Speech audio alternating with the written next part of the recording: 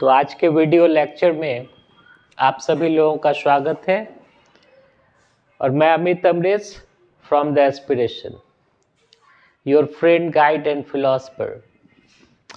और आप लोगों को जैसा कि मालूम है कि हम लोग क्वालिटी एजुकेशन के क्षेत्र में हम लोगों का ये एक प्रयास है, हम लोगों का यूट्यूब ये चैनल, और इस पे सारा जो फोकस है वो सारा फोकस किसी भी ये टॉपिक के कॉन्सेप्चुअल पार्ट के ऊपर है और उसका बहुत ही रेशनलाइज्ड मैनर में और बैलेंस्ड ये मैनर में हम लोग उसकी एनालिसिस करते हैं। और जब वो एनालिसिस हो जाती है, उसका विश्लेषण हो जाता है, तो किसी भी ये टॉपिक के ऊपर वो अगर कोई ओपिनियन आपको बनानी हो तो वो यानी कि ओपिनियन जो है, आप एक इन्फॉर्म्ड ओपिनियन, एक एनलाइटेंड ओपिनियन को आप ये बना सकते हैं। क्योंकि शुरू से ये बात है कि facts are not knowledge. Facts जो होते हैं वो नॉलेज नहीं है। नॉलेज जो है वो हमेशा ये कॉन्सेप्ट से और आइडिया से वो आते हैं। तो खैर, हम लोग का प्रयास ये जारी रहेगा। इसी सीरीज में हम लोग आगे ये बढ़ते हैं और आप लोगों को जैसा कि मालूम है कि हम लोग ये features of the Indian constitution के ऊपर एक सीरीज ये कर रहे हैं, जिसमें कि बहुत सारे ये वीडियो लेक्चर्स सम्मिलित हैं। तो उसी ये सीरीज की जो अगली कड़ी है वो आज का लेक्चर है। और डिस्कशन जो चल रहा था पिछले वीडियो में कि हमारे देश के अंदर एक बहुत ही विशिष्ट प्रकार की ये सिविल सेवा मौजूद है, जिसको कि हम लोग यानी ऑल इंडिया सर्विसेज ये बोलते हैं, जिसको कि ऑल इंडिया सर्विसेज के रूप में रिकॉग्नाइज किया जाता है। और आपको ये जान करके हैरानी होगी, और हैरानी क्या होगी, आपको ये चीज़ ये जाननी चाहिए कि ऑल इंडिया सर्विसेज जो है, तो ऑल इंडिया सर्विसेज को कॉन्स्टिट्यूशनल स्टेटस हासिल है, यानी कि संविधान में ही उसका ये मेंशन किया गया है हमारे ये कॉन्स्टिट्यूशन में। क्योंकि सामान्य तौर पे ऐसा होता है कि किसी भी फेडरल सिस्टम में सिविल सेवा से संबंधित, यानी कि ये सिविल सर्विसेज या ब्यूरोक्रेसी आप उसको बोल लीजिए, उससे ये संबंधित प्रावधान जो है वो वहां के यानी कि कॉन्स्टिट्यूशंस में ये आपको ये नहीं होते, वो नहीं दिए गए रहते हैं। आप जैसे अमेरिका में ये चले जाइए, तो अमेरिका का जो संविधान है, ये शुरू में ही हमने बताया था, बहुत ही ये छोटा संविधान है। और वहां के ये कॉन्स्टिट्यूशन में, वहां की यानी कि अमेरिका में सिविल सर्विस यानी कि गवर्नमेंट सर्विस की संरचना कैसी होगी, कौन कौन सी ये सर्विसेज होंगी, उनका क्लासिफिकेशन कैसे होगा ये सर्विस का, यानी कि सिविल सेवाओं के रेगुलेशन से संबंधित जो प्रावधान है वो वहां के ये कॉन्स्टिट्यूशन में आपको ये नहीं दिए गए। और वहां के ये कॉन्स्टिट्यूशन ने ये उपयुक्त समझा है, ये जरूरी समझा है कि जो अमेरिकी संविधान है, सिविल सेवाओं से संबंधित सारे ये पावर्स को उसने वहां के एग्जीक्यूटिव को दे दिया है कि आप लोग अपना ये देखिए, समझिए, आपको अपनी ये सिविल सर्विस को ये किस प्रकार से यानी कि रेज करना है, उसका नॉमेनक्लेचर क्या होगा, उसकी ये ट्रेनिंग क्या होगी, किस प्रकार से सिविल सर्विस के ऑर्गेनाइजेशन को आप लोग ये रन कीजिएगा कंट्री के अंदर, ये एग्जीक्यूटिव ये डिसाइड करे। लेकिन भारतवर्ष की जो स्थिति है ये थोड़ी अलग है।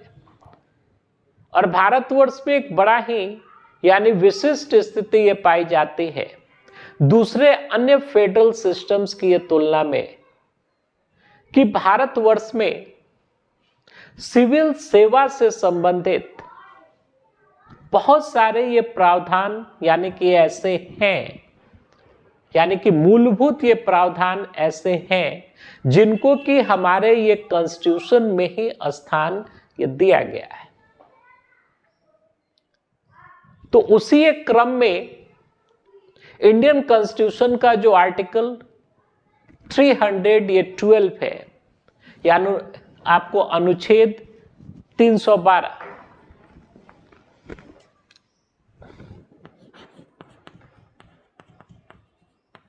आर्टिकल, इसको याद रखिएगा आप, ये बड़ा ही इंपॉर्टेंट आर्टिकल है।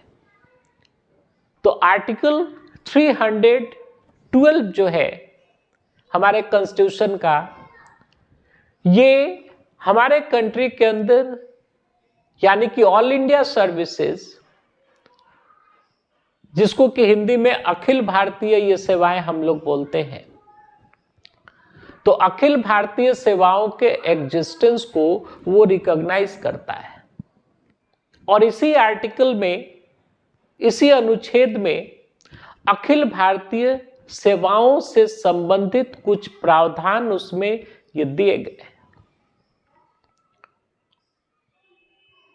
और आर्टिकल ये 312 आपको ये बोलता है कि जैसा कि हमने यानी कि ये पिछले हमने ये वीडियो में आपको बताया था कि अभी के टाइम में भारतवर्ष में 3 अखिल भारतीय सेवाएं हैं। There are 3 all India services in our country at the present time. First one is the Indian Administrative Service. Second one is the Indian, ये police service. And the third one is the Indian Forest Service.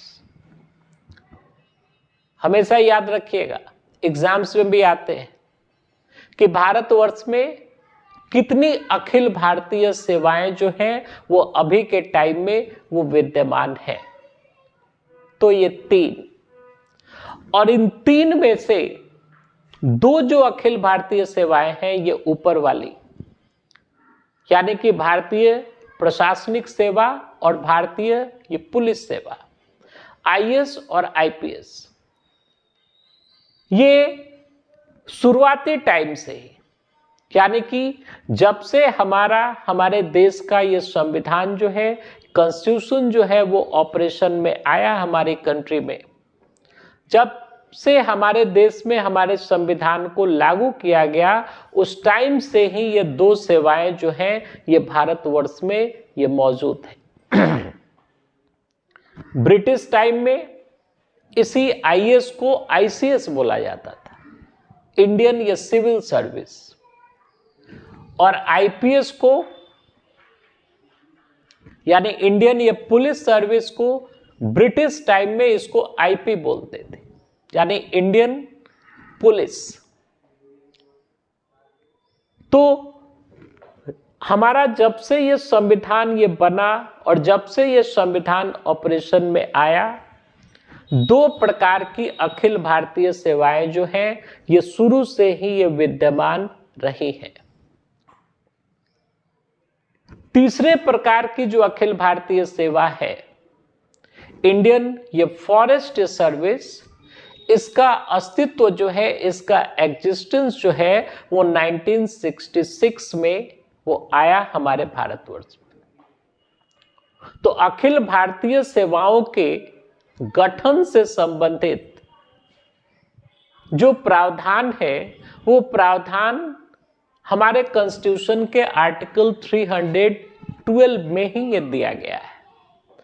इसी में ये अखिल भारतीय सेवाओं ये शब्द की ये mentioning भी आती है।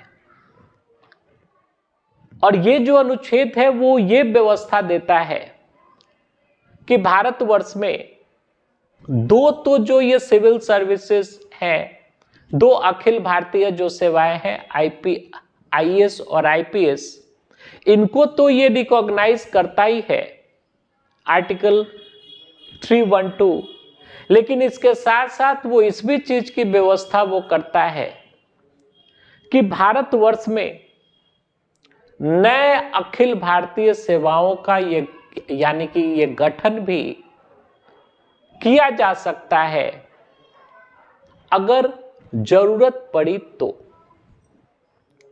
तो नई अखिल भारतीय सेवाओं के ये गठन से संबंधित जो ये प्रक्रिया है, जो प्रावधान है, यानी कि वो किस प्रकार से ये नई अखिल भारतीय सेवा का गठन हो सकता है भारतवर्ष में, इससे संबंधित जो प्रावधान है आर्टिकल 300 यानी कि ये 12 में ये दिया गया है। और इसमें ये प्रक्रिया है, इसमें ये दिया गया है, इसमें इस चीज की व्यवस्था है कि नए प्रकार के या नए अखिल भारतीय सेवाओं के गठन की जो अथॉरिटी है, यानी जो ये पावर है, ये पावर इंडियन पार्लियामेंट को हासिल है। यानी कि भारतीय ये संसद नए प्रकार के अखिल भारतीय सेवा का गठन वो कर सकती है अगर आवश्यक समझे तो। ध्यान दीजिएगा, यहां पे ये टेक्निकलिटीज इन्वॉल्व है, लेकिन उसके लिए ये शर्त क्या है? तो शर्त ये है कि अगर किसी यानी कि ये नए प्रकार के अखिल भारतीय सेवा का यानी ऑल इंडिया सर्विस का अगर ये गठन ये करना है तो उससे संबंधित जो प्रस्ताव है, जो रिजोल्यूशन है, ये सबसे पहले राज्यसभा में ही आएगा।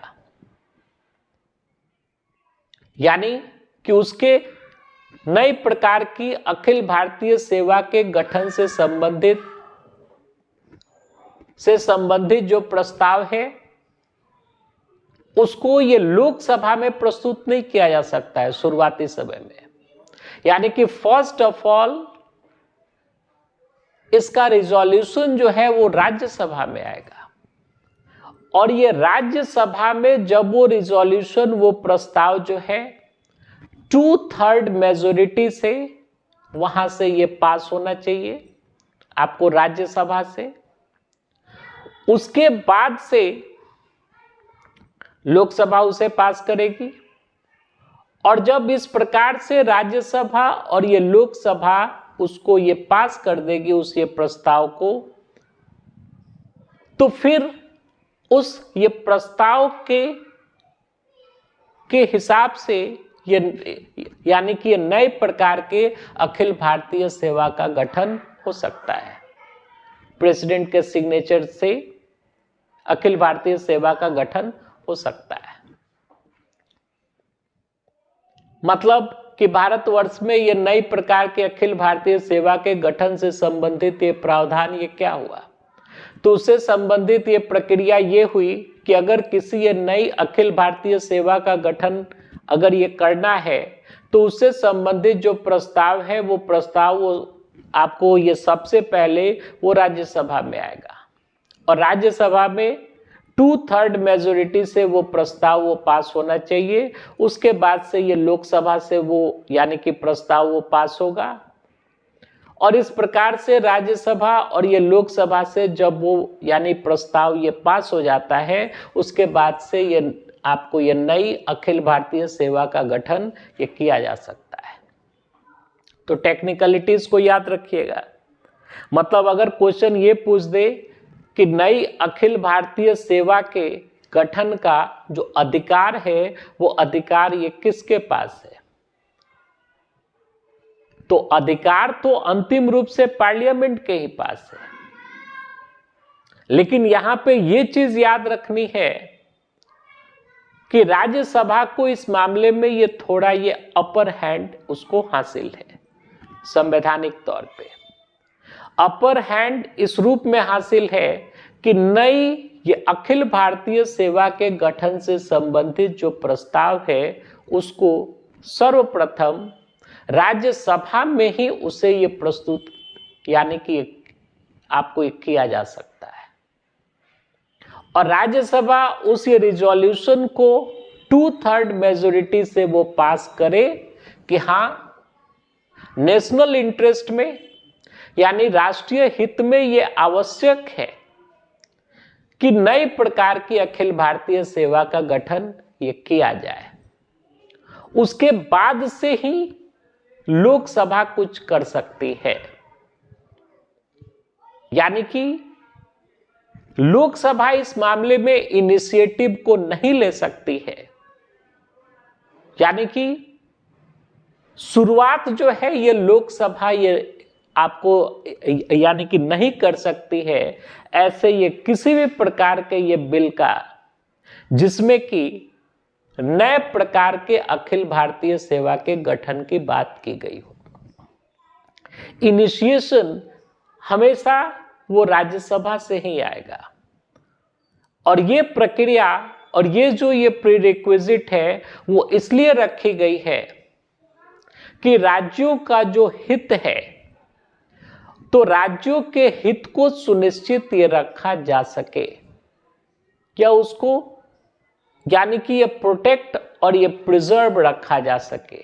क्योंकि लास्ट क्लास में ही हमने आपको बताया था कि the existence of the all India services in our country is against the spirit of federalism. ये फेडरलिज्म के यानी कि अगेंस्ट में है। वो ऐसा इसलिए कि इसके बारे में हमने ये काफी आपको ये चर्चा की थी पिछले वीडियो में भी कि राज्य के एडमिनिस्ट्रेशन में जितने भी स्ट्रैटेजिक पोस्ट हैं उन सारे स्ट्रैटेजिक के पोस्ट के ऊपर ऑल इंडिया सर्विसेज के मेंबर ये विद्यमान हैं, यानी ऑल इंडिया सर्विसेज के जो ऑफिशियल्स हैं, आईएएस हैं, आईपीएस हैं, ये उन सारे स्ट्रैटेजिक के पोजीशंस को होल्ड कर रहे हैं। और वैसे ऑफिशियल्स के ऊपर राज्यों का कोई भी यानी अंतिम रूप से उनका कंट्रोल जो है वो उनके ऊपर ये नहीं है। ऑल इंडिया सर्विसेज के सदस्यों का यानी जो भी उसके ऑफिशियल्स हैं उनके ये सेवा शर्तों में वो किसी प्रकार का बदलाव नहीं कर सकते राज्य, उनको कोई मेजर पनिशमेंट नहीं दे सकते। जो ऑल इंडिया सर्विसेज के जो ये मेंबर्स हैं वो कॉन्स्टिट्यूशनली ये प्रोटेक्टेड हैं, यानी कि संवैधानिक तौर पे वो प्रोटेक्टेड हैं। उनको एक प्रकार से ये कॉन्स्टिट्यूशन में ही उनको स्थान मिला हुआ है, कॉन्स्टिट्यूशन में उनकी ये मेंशनिंग ये की गई है। तो वो अपनी एक विशेष स्थिति लेकर के चल रहे हैं और राज्यों के अंदर काम कर रहे हैं, डिफरेंट स्टेट या कैडर्स में काम कर रहे हैं। तो राज्य सरकार का कंप्लीट कंट्रोल तो होना चाहिए ना उनके ऊपर। लेकिन जो ऑल इंडिया सर्विसेज के जो मेंबर्स हैं उनके ऊपर ये राज्य सरकार का कंप्लीट कंट्रोल है ही नहीं, जस्ट उनका केवल इमीडिएट कंट्रोल है। तो फेडरलिज्म की जो स्पिरिट होती है वो उस स्पिरिट के वो अगेंस्ट में है ये सब सारी चीजें।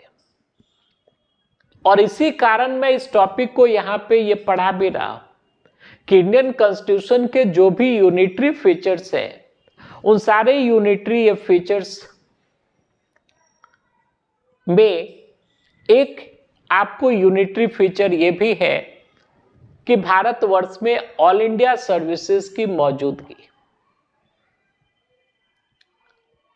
तो अखिल भारतीय सेवाओं की जो उपस्थिति है वो भारतवर्ष में यूनिटैरिज्म यानी कि एकात्मक जो सरकारें होती हैं उनका जैसा ये यानी कि एक कैरेक्टर होता है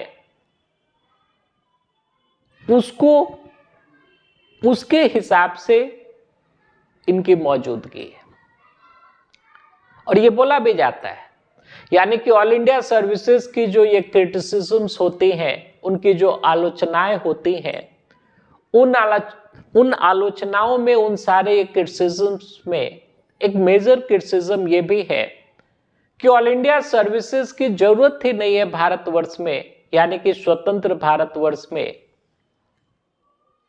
और ये एक ब्रिटिश हैंगओवर है, क्योंकि इस प्रकार की ये सर्विसेज, अखिल भारतीय सेवाओं का जो यानी कि निर्माण है, ये निर्माण अंग्रेजों के द्वारा यानी ब्रिटिश राज में, तो अंग्रेजी हुकूमत के द्वारा ऐसी ये सेवाओं का निर्माण ये किया गया था। तो उसके पीछे के कारण थे, क्योंकि ये ब्रिटिश टाइम में हमारे देश के अंदर जो स्टेट का जो नेचर जो था, स्टेट का जो एक कैरेक्टर जो था, वो यूनिटरी कैरेक्टर था। यानी हमारे यहां ये फेडरल सिस्टम तो ये काम करती तो नहीं थी, यूनिटरी कैरेक्टर था। और रूल का जैसा ये नेचर था, यानी कि आपको शासन की जैसी ये प्रकृति थी भारतवर्ष में ब्रिटिश टाइम में, वो ऑथोरिटेरियन थी। यानी बिना किसी अकाउंटेबिलिटी के, बिना किसी उत्तरदायित्व के, जो ब्रिटिश ऑफिशियल्स थे, जो ब्यूरोक्रेसी थी उस टाइम की, वो अपने ये पावर को या अपने अथॉरिटी को वो एक्सरसाइज करती थी। और किसी भी इंस्टीट्यूशन के प्रति, यानी कि भारतवर्ष में कोई भी ऐसी यानी कि चुनी हुई संस्था नहीं थी, कोई भी ऐसी इलेक्टेड ये बॉडी नहीं थी जो कि लोगों के विल को रिप्रेजेंट करती हो और उस संस्था के प्रति ब्रिटिश ये ब्यूरोक्रेसी का कोई अकाउंटेबिलिटी हो, कोई उसका उत्तरदायित्व हो, इस चीज की व्यवस्था नहीं थी। तो ब्रिटिश ये ब्यूरोक्रेसी में अकाउंटेबिलिटी का यानी अभाव था, वो अनअकाउंटेबल थी। ऑथोरिटेरियन उसका नेचर था, और स्टेट का जो ये कैरेक्टर जो था वो यूनिटरी था, यानी सारे पावर को सेंट्रलाइज्ड करने के प्रति उन लोगों की ये प्रवृत्ति थी। सारा पावर ये सेंट्रलाइज था, ये मोर और लेस। तो वैसी स्थिति में अखिल भारतीय सेवाओं जैसी ये सेवाओं की जो मौजूदगी थी भारतवर्ष में, उसका एक रेशनल ये बनता है, उसकी एक तार्किकता बनती है। और इसलिए बनती है कि ब्रिटिश गवर्नमेंट को सरकारी अधिकारियों का, यानी कि वैसे सरकारी अधिकारियों का एक तंत्र चाहिए था जो कि अनब्रिडल्ड मैनर में वो अपने ये पावर को एक्सरसाइज करे, और जो ब्यूरोक्रेसी है वो अपने ये पावर का यूज जो है वो इस प्रकार से करे जिससे कि ये कॉलोनियल इंटरेस्ट जो है उसको ये पूरा किया जा सके। तो उस हिसाब से उन लोगों ने उस टाइम में जो सिविल सर्विस की जो संरचना जो थी भारतवर्ष में, उस ये संरचना का उन लोगों ने ये निर्माण किया, और जिसके कि मजबूत स्तंभ जो थे, ये मजबूत स्तंभ ये ब्रिटिश टाइम में आईसीएस था और आईपी था। इंडियन सिविल सर्विस को इसीलिए स्टील फ्रेम भी ये बोला जाता है। और उस टाइम में जो आईसीएस होते थे और खास करके जो डिस्ट्रिक्ट मैजिस्ट्रेट्स होते थे, तो मिनी ये नेपोलियन उनको बोला जाता। अनब्रिडल्ड अनचेक्ड पावर उनके पास होती थी। लेकिन हम लोग जैसा कि जानते हैं कि व्हेन वी वोन आवर इंडिपेंडेंस, जब हम लोगों ने अपने ये स्वतंत्रता को ये प्राप्त किया, हमारा देश ये स्वतंत्र हुआ, and a new constitution, a new democratic constitution was made on the ideals of equality, justice, fraternity, and all the modern ideals of a civilized society. तो उन सारी ये भावनाओं के आधार पे जब हमारे देश के अंदर ये कॉन्स्टिट्यूशन का निर्माण हुआ, then the nature of the state, यानी कि ये गवर्नमेंट का जो ये कैरेक्टर होता है वो कैरेक्टर ही फंडामेंटली चेंज हो गया भारतवर्ष में, यानी कि स्वतंत्र भारतवर्ष में। अंग्रेजों के टाइम में स्टेट यानी कि ये गवर्नमेंट का जो ये कैरेक्टर जो था ये उसको ये पुलिस स्टेट बोलते हैं। उनका यानी ऑथोरिटेरियन उनका रिजीम थी, यानी कि वो लोग विशुद्ध रूप से और बिना किसी यानी कि बिना किसी अकाउंटेबिलिटी के वो लोग स्टेट पावर का वो लोग यूज करते थे, यानी कि सरकार की शक्तियों का यूज करते थे। कोई उनकी अकाउंटेबिलिटी नहीं होती थी और अपने उद्देश्यों की वो परिपूर्ति करते थे। यानी एक प्रकार से आप समझ लीजिए कि स्टेट इसी को पुलिस स्टेट बोलते हैं, यानी कि एक ऐसा देश जहां पर कि पुलिस के पावर से, और पुलिस के पावर का यह मतलब हुआ कि कोएर्सिव पावर का यूज करके और सामान्य जनता को यानी ऑप्रेस्ड करके उनको जब एक्सप्लॉइट किया जाता है और गवर्नमेंट अपने बातों को फोर्सफुली इंपोज करती है लोगों के ऊपर, तो इस प्रकार का जो स्टेट होता है, इस प्रकार का जो राज्य होता है, या इस प्रकार की जो यानी कि ये गवर्नमेंट होती है, उसी को ये पुलिस स्टेट या उसी को ऑथोरिटेरियन ये रिजीम हम लोग बोलते हैं। जब हमारा देश ये स्वतंत्र हुआ तो स्टेट का नेचर ही ये चेंज हो गया, कैरेक्टर ही चेंज हो गया और पुलिस स्टेट के स्थान पे अब पब्लिक वेलफेयर स्टेट की अवधारणा आ गई, यानी कि लोक कल्याणकारी राज्य की अवधारणा को हमारा संविधान ये स्वीकार करता है।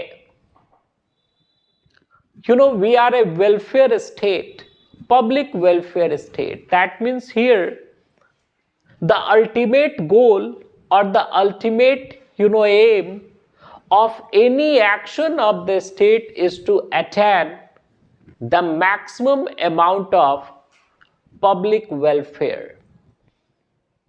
यानी ये स्टेट का ये कोई भी एक्शन है, गवर्नमेंट की ये कोई भी एक्शन है, किसी भी एक कार्य को किया जा रहा है, अंतिम रूप से जो उसकी भावना है, अंतिम रूप से जो उसका उद्देश्य है, वो उद्देश्य पब्लिक वेलफेयर ही है हमारे कंट्री में। तो जहां पर पब्लिक वेलफेयर की यानी अवधारणा को स्वीकार किया गया हो, जहां पे डेमोक्रेटिक यानी आइडियल्स को हमारे कॉन्स्टिट्यूशन में बहुत ही मजबूती के साथ उन सारे डेमोक्रेटिक, प्रोग्रेसिव, ह्यूमैनिस्टिक उन सारे आइडियल्स को बहुत ही मजबूती के साथ हमारे कॉन्स्टिट्यूशन में स्थान दिए गए हो, तो फिर वहां पे ब्यूरोक्रेसी का एक ऐसा स्ट्रक्चर यानी कि ब्यूरोक्रेसी का एक ऐसा ये बैशन जो कि यानी विशुद्ध रूप से पावर के यूज पे आधारित है, तो उसको स्वीकार करना शायद संभव नहीं होगा। तो इसीलिए अखिल भारतीय सेवाओं की आलोचना भी की जाती है कि इनकी मौजूदगी ये जरूरी नहीं है, क्योंकि अब ये स्वतंत्र भारतवर्ष में हम लोगों ने एक प्रकार से फेडरलिज्म को अपनाया है। केंद्र और सरकार के बीच में ये शक्तियों का बंटवारा है। इसके साथ साथ गवर्नमेंट जो है, अब गवर्नमेंट हमारे यहां अकाउंटेबिलिटी के साथ काम करती है। वो गवर्नमेंट चाहे वो सेंट्रल लेवल पे हो या स्टेट लेवल पे हो, अकाउंटेबिलिटी उसका मेन फीचर है। तो जब स्टेट का कैरेक्टर ही ये चेंज कर गया, स्टेट का फंक्शन ही ये चेंज कर गया, यानी कि ये गवर्नमेंट की फंक्शंस और बेसिक फिलॉसफी ही ये चेंज कर गई, तो फिर ब्यूरोक्रेसी की जो यानी कि बेसिक फिलॉसफी है उसको भी चेंज होनी चाहिए। और ब्यूरोक्रेसी का एक ऐसा स्ट्रक्चर, एक ऐसा सिस्टम जिसको कि ऑल इंडिया सर्विसेज से बोला जा रहा है, जो कि ब्रिटिश काल में उस समय की जो परिस्थितियां थी उन परिस्थितियों के हिसाब से जिनका निर्माण किया गया था और जिसका उद्देश्य कुछ बिल्कुल अलग ही था। तो ब्यूरोक्रेसी की उसी संरचना को, ठीक है ना, यानी उसी स्ट्रक्चर को और उसी पूरे ये सिस्टम को, यानी ऑल इंडिया सर्विसेज के ये सिस्टम को आप इस ये मॉडर्न इंडिया में, इंडिपेंडेंट इंडिया में आप उसको इनहेरिट कर रहे हैं, उसको ला रहे हैं। तो कोई भी संस्था जो है वो अपने ऑर्गेनाइजेशनल हिस्ट्री और ऑर्गेनाइजेशनल यानी कि कल्चर से भी वो यानी बहुत ज्यादा ये प्रभावित रहती है। तो यानी ऑल इंडिया सर्विसेज का एक प्रकार से यानी कि ये क्रिटिसिज्म है कि उसकी आवश्यकता नहीं है, क्योंकि ये एक प्रकार से पावर के सेंट्रलाइजेशन को ये आगे बढ़ाता है, पावर के सेंट्रलाइजेशन को फैसिलिटेट करता है, और स्टेट्स में यानी कि राज्यों का जो एक अधिकार होता है एक फेडरल सिस्टम में, तो उस एक फेडरल सिस्टम में यानी कि एक संघीय व्यवस्था में जो राज्यों के अपने अधिकार होते हैं, उनकी जो ये संवैधानिक स्थिति होती है, उनके जो संवैधानिक अधिकार होते हैं राज्यों के, उन राज्यों के ऊपर किसी ना किसी प्रकार से वो कुठाराघात भी करता है, उसके ऊपर वो सेंध भी लगाता है। तो ये आपको ऑल इंडिया सर्विसेज के ये क्रिटिसिज्म भी है। इसके बाद वाले क्लास में अब ऐसा नहीं है कि ऑल इंडिया सर्विसेज के सारे ये क्रिटिसिज्म्स ही हैं।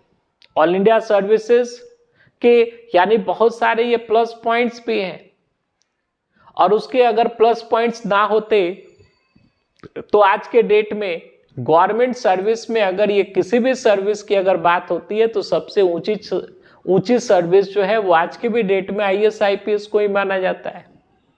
लोग जाने के लिए बेचैन हैं, ये व्यग्र हैं, कौन नहीं जाना चाहता है। तो केवल यानी ऑल इंडिया सर्विसेज का केवल ये ड्रॉबैक्स ही नहीं है, केवल उसके क्रिटिसिज्म्स ही नहीं है, ऑल इंडिया सर्विसेज के बहुत सारे ये प्लस पॉइंट्स भी हैं। तो इनके जो ये प्लस पॉइंट्स मतलब इनके मेरिट्स क्या हैं और सारे डिमेरिट्स भी क्या है, उसके बारे में चर्चा करते हुए एक दो क्लास और लेंगे। आप पूरी ये निश्चिंता के साथ हमारे यानी वीडियो को देखते रहिए और अपने जो भी आपका ये टेक्स्ट बुक है उसको आप ये पढ़ते रहिए। आशा है आप लोग ये पढ़ रहे होंगे, क्योंकि बात सही है कि आपको ये कुछ भी ये करना है तो ये करना तो आप ही को करना है।